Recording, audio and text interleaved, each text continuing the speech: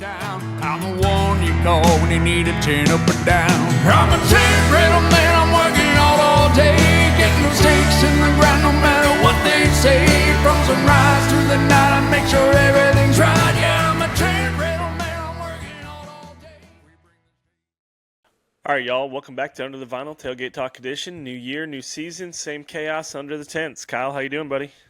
I'm hanging in there, Nate. This month is flying by already. I can't believe it. This month? January? Yeah. You start looking at your calendar, you're like, the month's already half over. Do you got one date circled on your calendar? What's that? The day ATA's over?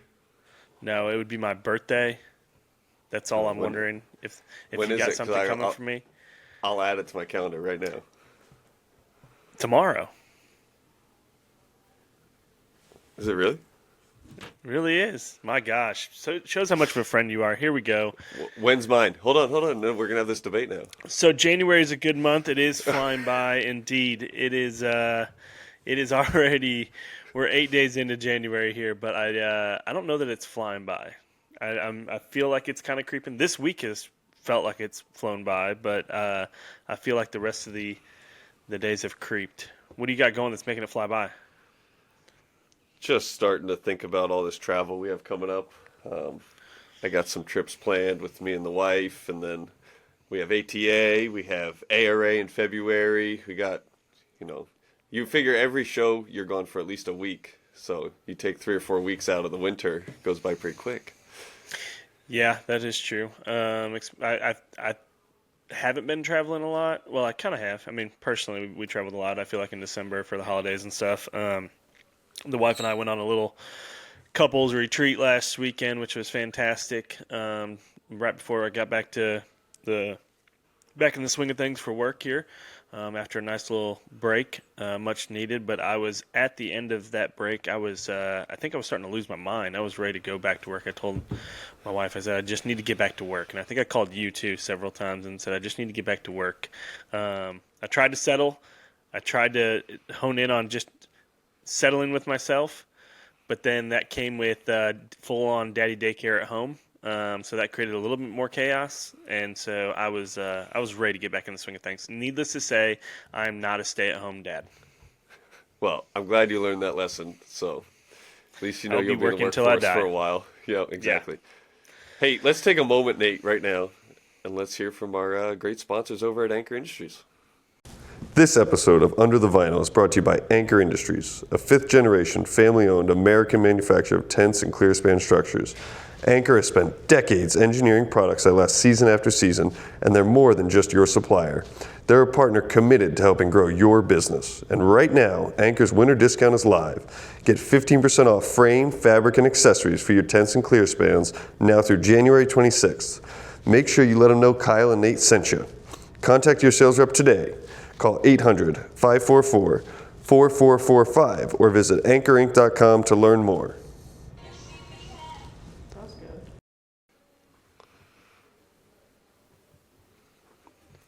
All right, so the year ended. You took the last month off, it seemed like. It was impossible to get in touch with you, but, good for you. So I kind of want to talk about 2025. I know we've talked about it overall, but I kind of want to dive in maybe sector by sector, we'll call it. Okay. I'll start with us. So, like, the wedding sector. Yep. Numbers-wise, we were kind of down. And I don't know if that's because the influx from COVID is kind of over. So in my head, we're down, but really we're back to reality.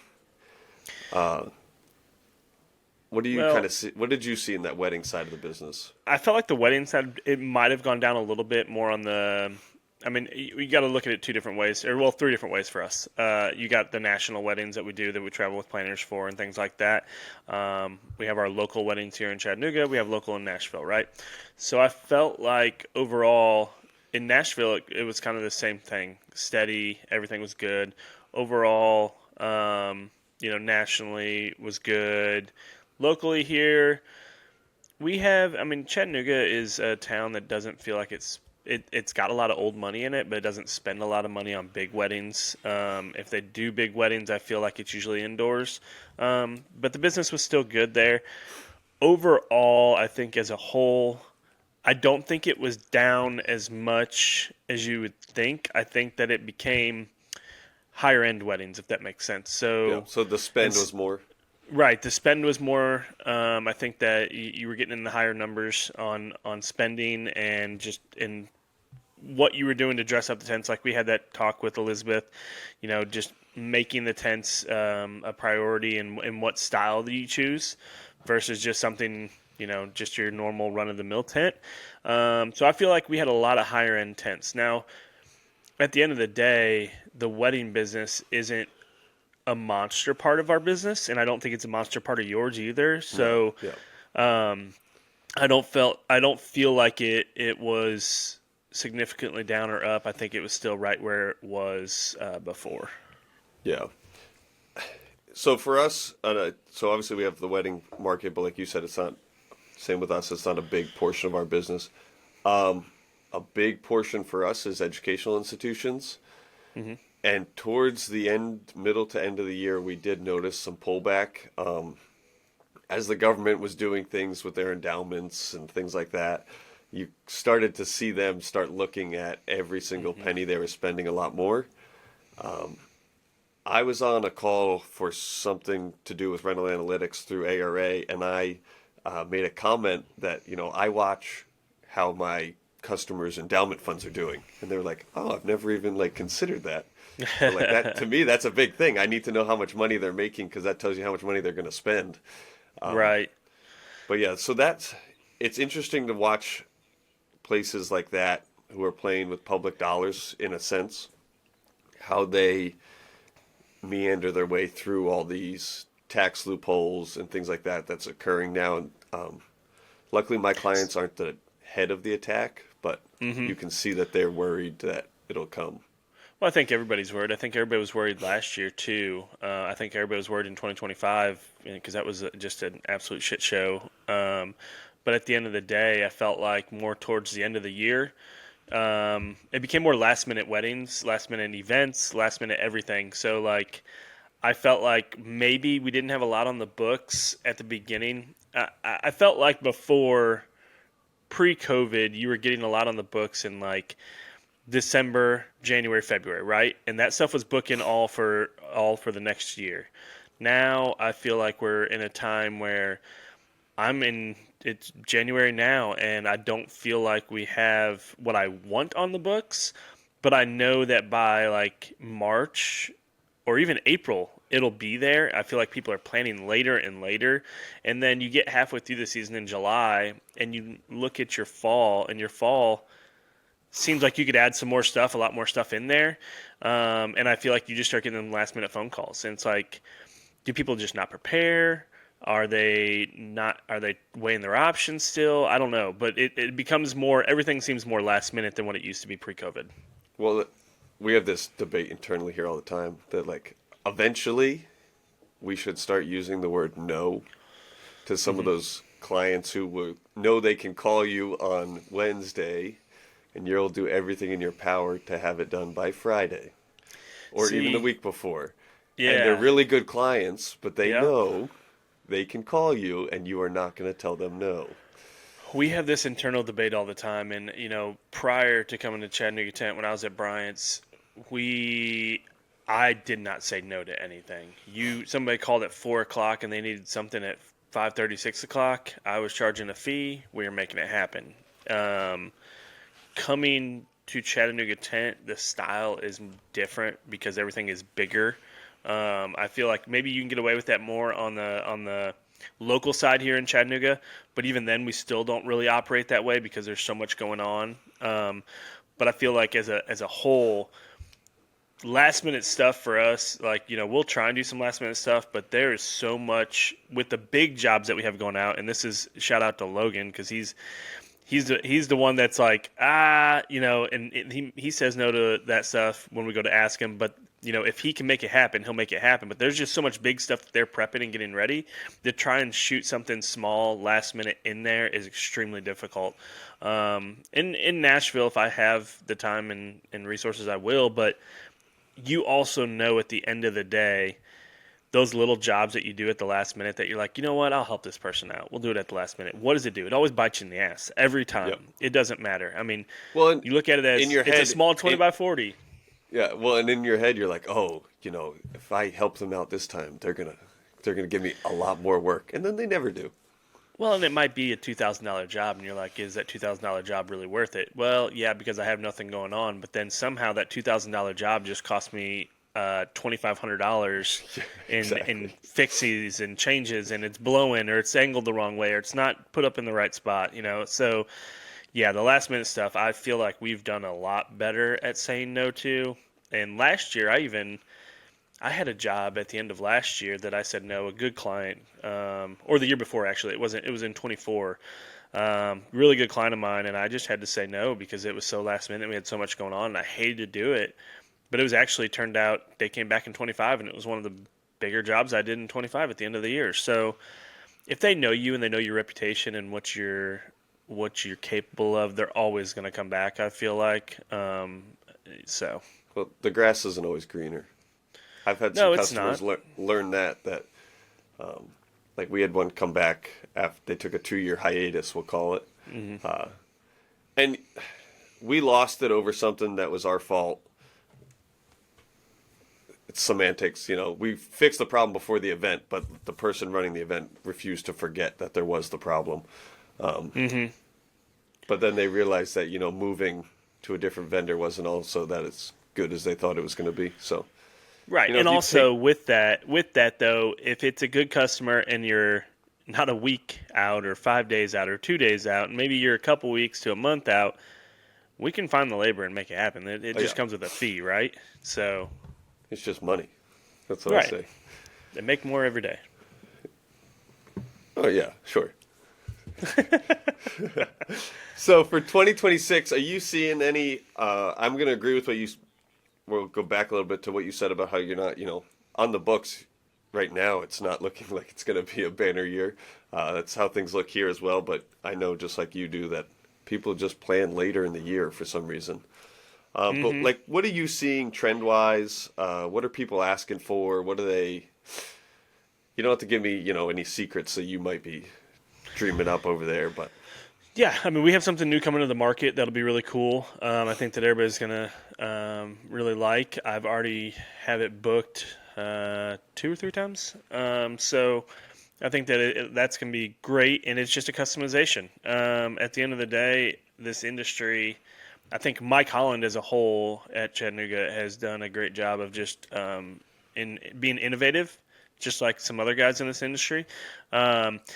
He likes to, and I'll call him out and he's going to give me help for it, but he likes the shiny things, right? So I always give him hell because it's like, hey, we're going to step back. We're not going to purchase this. But then this shiny thing comes by and they give you a great deal. And you're like, well, all right, if you can push it, let's get it. So we get it. But I say that all to say it's helped us a ton in the forward thinking, and he's helped us a ton in that forward thinking aspect of making sure we're staying ahead of the curve, because it's real easy that if you sit back and not spend any money, I mean, we all complain about spending money and what we're spending, but if you sit back and spend money, you'll get passed by in this industry really quick. Yeah.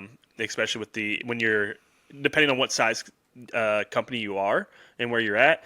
So I think you just have to be innovative with the different customization, and Chattanooga 10 has been doing that far before I was ever here and far before a lot of people were ever here, but I'm privileged that we've been able to, that we have those resources that we're able to do that. So I think we continue with the really cool different tents and things like that. Yeah. I mean, you guys, you're the first or second one that I saw, but you did that first big wood grain structure that had been, 6 pre-COVID. Yeah. And that was really neat and innovative. That was really cool to see. And then you just bought that square thing, 2 years ago now?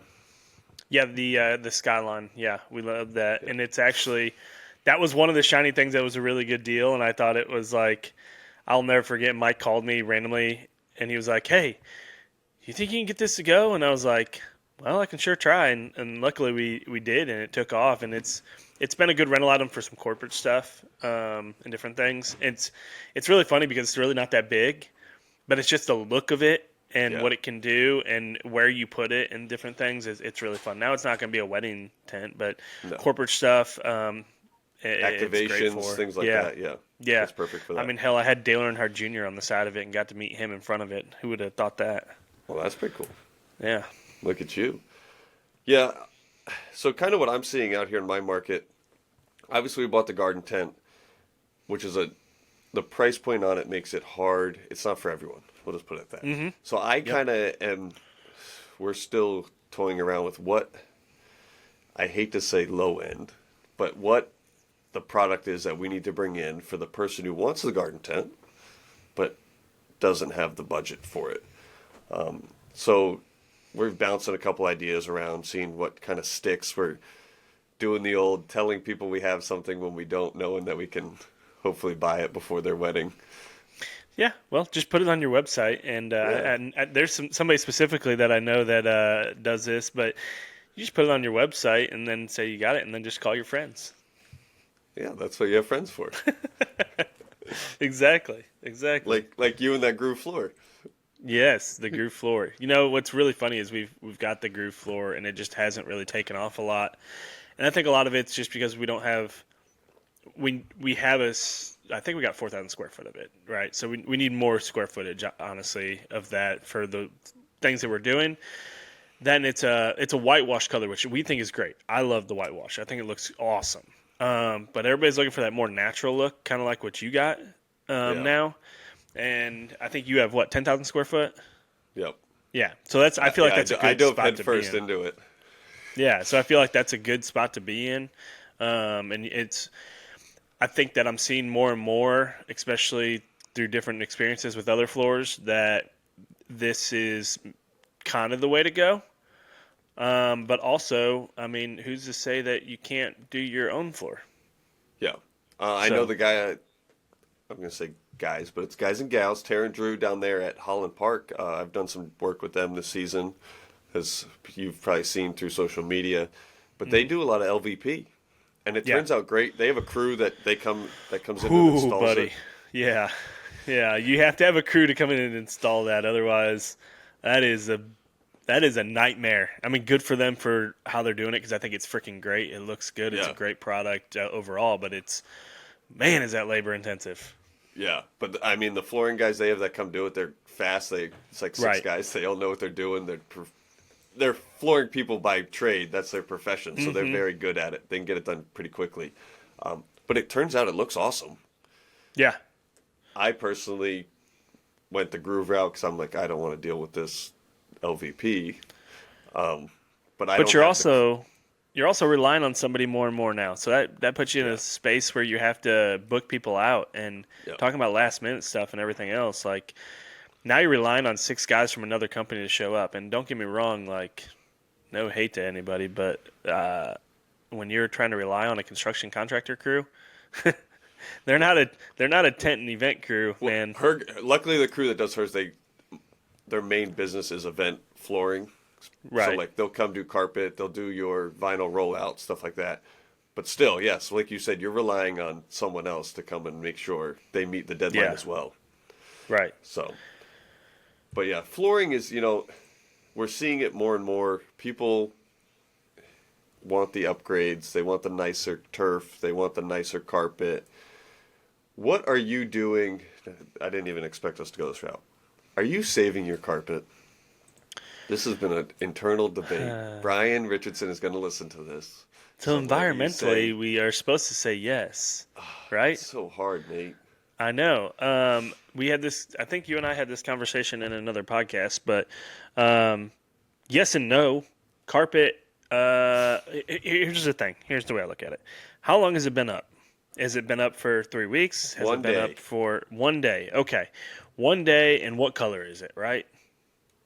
Yeah, I'm saying you can save black, but like any white, that's ruined. Well, and that's my point. How are you supposed to justify re-renting that?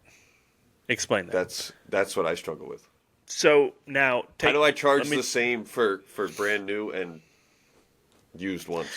let me take you back 20 years. So 20 years ago, I was working at A's Rental, and we did a lot of Expo, right?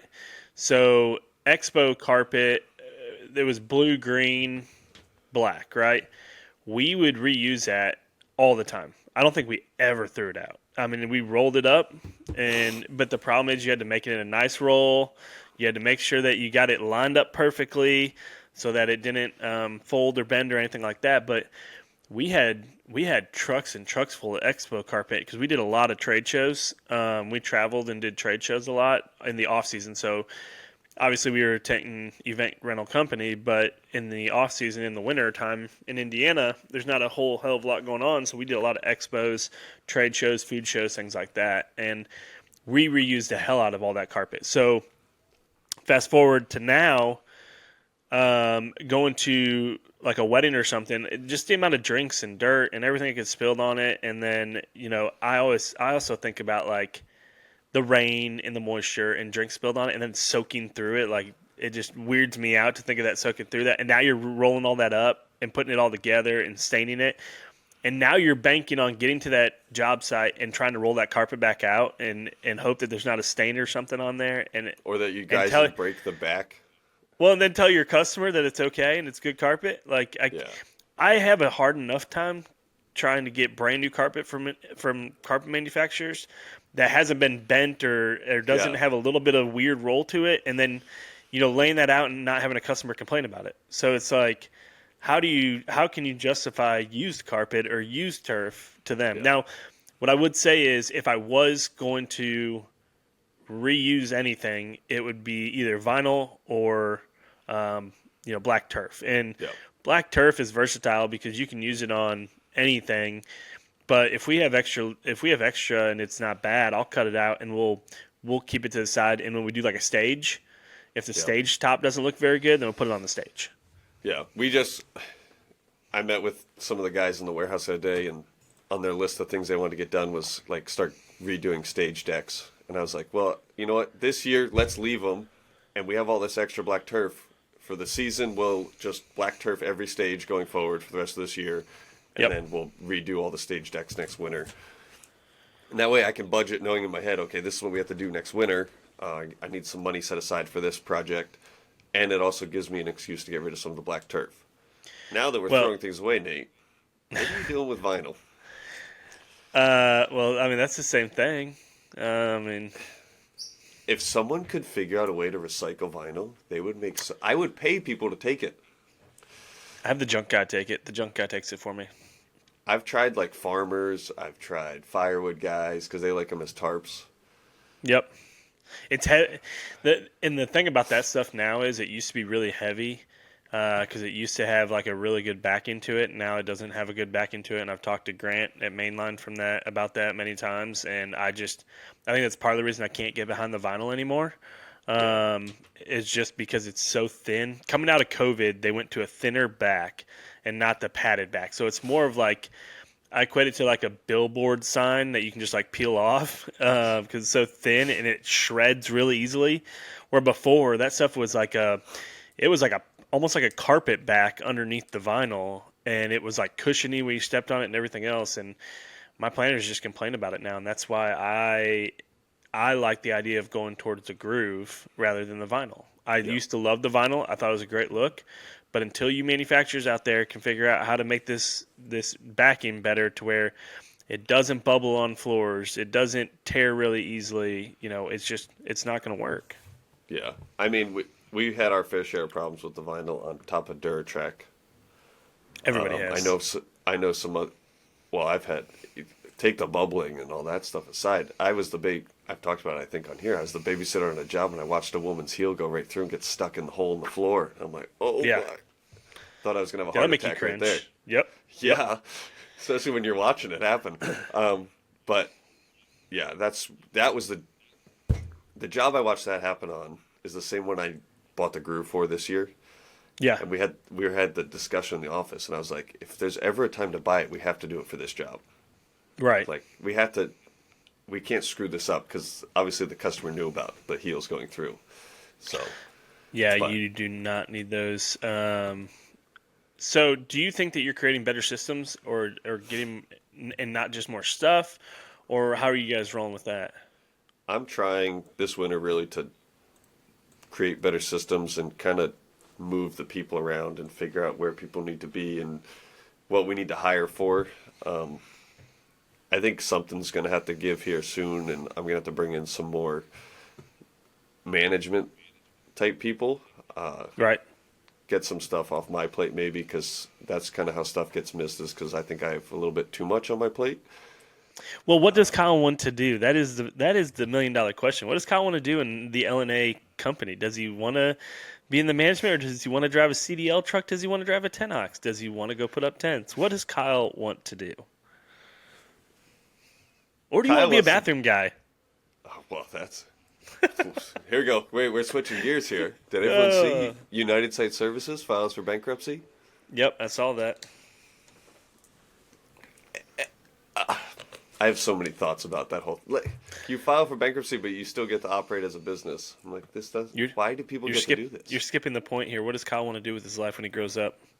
I wanted United Site Services to just buy me out, but I don't think that's going to happen now. Yeah, that goes into the cash flow with growth and purchases there, big guy. Yeah, exactly. Yeah, Kyle needs to figure out what Kyle wants to do. Yeah, well, that's good though that you're thinking about more management. That'd be great. Yeah. That'll help you grow. But are you thinking about hiring then less people and taking maybe fewer jobs and better jobs, or are you going to continue to ramp up the jobs? No, ramp up the people. I think I want to do. I mean, I always say it out loud here. Less work, more money is always my goal. Mm-hmm. We need to cut down on our overtime hours just because that is eating us up. And if you're charging knowing you're going to be on overtime, it's fine. But if you're doing your same work every year and your overtime hours are going up and everyone's wages are going up, well, you got to start looking at if you're actually making money on these jobs. So this year the goal is to really track man hours per job for loading from start to finish and really dive into the numbers is the goal. And some of that is going to be through using different like apps. We started using Connect Teams that we saw at Party Reflections. So that way I can kind of have the drivers check in at jobs, check out at jobs, and I can track all that stuff fairly easily. Yeah. But we'll see. I hope this year's a year of gathering numbers, and then next winter I can really figure out what direction we want to go in. Well, the winners aren't just the biggest; they're the most organized, and how can in the profitability? How can you be most profitable by the numbers? So I think it's strength in crews, partnerships, overall systems, and things like that. I don't think it has to be the biggest. How much you're currently doing, how many people you have, things like that. Yeah. Well, and our group text that we have a very wide, diverse range of companies in the group text that we're all in, and just being able to get everyone's perspective, and we all have the exact same problems, which I think is funny. Every single time someone puts a problem in there, I'm like, oh, I got the same issue. And it's no matter if you're a really large company that travels all over the country or you're a really small local company. So. Oh yeah. But and with that, I think that that you said technology with the what was it that we seen at Connect Teams. Yeah, Connect Teams. I think just tech in general is bringing this industry around. I think we were probably not the most tech savvy industry, and some people still don't want to jump into that. But I think also with the innovative products and things like that to keep the industry moving forward, I think that tech is huge in this industry to help moving it forward as well. Yeah, all the tech companies need to really evaluate where they are now and where they want to go, and meaning the PORs of the world. 4C's on the cutting edge, obviously, so I'm excited to see where that goes once he starts getting a bunch of customers in there and using it, and just see how that kind of changes those companies. I'm really interested still. Yeah. I just want to get some real live feedback from other customers is kind of what I'm waiting on. So I know some people who are integrating, so it'll be interesting to see how that plays out for them. Right, and I haven't I saw Ramsey post the other day, a Horsey post with a rocket looked like going to the moon. So hopefully that means that everything is starting to take off now, and I think we'll see more at ATA here coming up, and see what they're coming out with that. I will say, I don't know anything about them other than a few times that I've met some of their people, but Good Shuffle is just absolutely dominating my Instagram reels right now. Really? Every time I jump on my Instagram, Good Shuffle pops up, and it's either them interviewing somebody at an ARA show or some kind of ad from somebody. It's really funny because you see like this person pop up and they start talking, and you're like, "What is this rental guy talking about? He's talking long hours and this and that." And I was like, "I don't know this guy." And then boom, it's like Good Shuffle. So it's like they are killing the Instagram ad game right now. I have left social media for the month. I'm 8 days in. Really? Really. And why is that? I felt... Just needed a break? Yeah, like you start realizing, like, when I go home, I sit down at the counter and I'm talking to my wife, but I'm also sitting there scrolling Facebook and Instagram. So now I walk in the door, I put my phone on the counter. It's actually kind of nice. Oh, I know. Tell me about it. So, I do feel disconnected. Like I don't know things. I hate that. Well, it's not. Trust me, it's not that bad. When we were gone last weekend when we went out to just Emily and I gone for the weekend. And it was so freaking nice. I set my phone across the room so I couldn't look at it and scroll through it at night if I woke up. And then I didn't touch it in the morning, so I woke up later. So I told Emily, I was like, maybe I just need to start setting my phone across the room and then set my alarm across the room so that way I'll get up quicker in the mornings. So yeah. I feel the scrolling's really easy to do right now in this time when we're slow. Yeah. So, well, we'll see what happens. Well, you and I are going to be together in another week. By the time this drops? Yeah, we'll be headed down to Orlando for about 6-7 days. 6-7. Yeah. And then from there we're going to ARA in Wisconsin. You and I got a jam-packed 8 days together. We do. I will be seeing you more than I see my family, so you should enjoy that. You should be very lucky. But yeah, ATA is going to be fun. It's going to be a good show. I think we got some live talks lined up there, and just chatting with people. So if you're at ARA or ATA, hit us up or shoot us a message on Instagram. Let us know. And then after that, of course, we got the ARA Show coming up. So we're back in Orlando again for another 6 days, I think it is. So it's going to be a good time. So I think we got a lot of good stuff coming up. It's going to be a good year. Just like we said in our last tailgate talk, I think it's going to be a big year. Got a lot of good stuff coming all the way around. Yeah. Well, but Nate. Well, I think a little bit. I'll leave us with a quote as we leave here. Don't just be busy, be intentional. Build it right, build it safe, and build something that actually lasts. And let's Emphasis get this industry, on the do it safely, folks. Yeah, let's get this industry moving forward in 2026 and come together to do it right. I know we actually had somebody that we may or may not have called out on this podcast that shot us an Instagram message, and he knew we were talking about him, and he said, I'll do it right. I'll do better. And so, yeah. So let's do it together. Let's do it right. Let's make this industry safe. Let's take off in 2026, and we'll start with some good shows. So, Kyle, I'll until we talk again probably later on today, this has been another episode of Under the Vinyl, a rental management media podcast. See you, buddy.